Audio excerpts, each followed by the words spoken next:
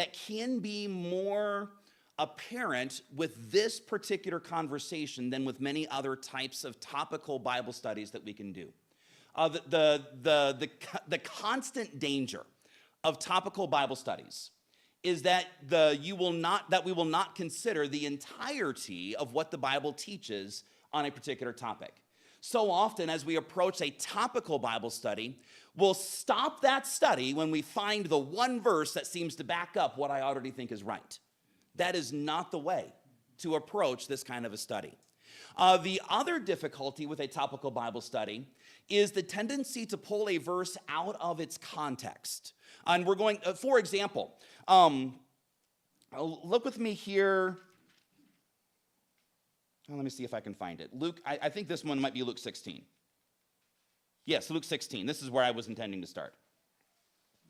We will speak to this passage here just a little bit more fully in a few moments, but let me illustrate, if I could, the danger of lifting a verse out of context.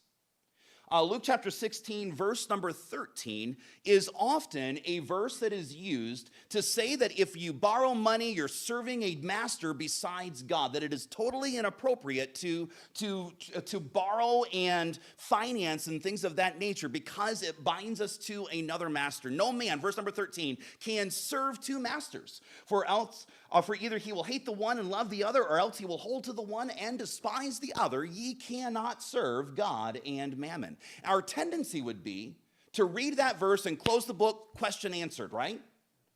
But notice the context here of this verse. Look up just a couple of verses in verse number 9. This verse shows up in the explicit context of borrowing and using money well.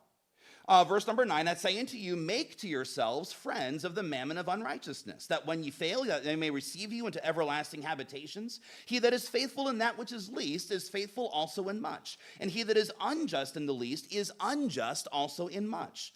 If therefore ye have not been faithful in the unrighteous mammon, who will commit to your trust the true riches?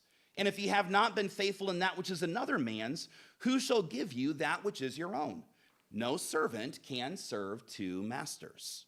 If we're not careful, we'll look at verse number 13 and say we ought never to borrow money, when in the very previous verse, the expectation is stated that we would use money wisely, including, in the context here, in these contexts of borrowing and lending and profit and interest and these kinds of matters. There has to be a way, and here's my point here, there has to be a way for us to use money wisely and still serve appropriately the master that we are supposed to be serving.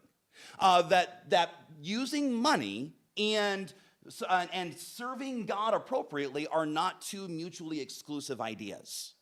And so we've got to be careful to make sure that we are as complete and consistent as possible while recognizing the contexts here of these verses that we're looking at. With those two thoughts in mind, I want us to consider how the Bible approaches this thing of finances and what it looks like for an individual or for a church to use money wisely. And that takes, take your Bibles and turn to Proverbs chapter number 14. Proverbs chapter number 14.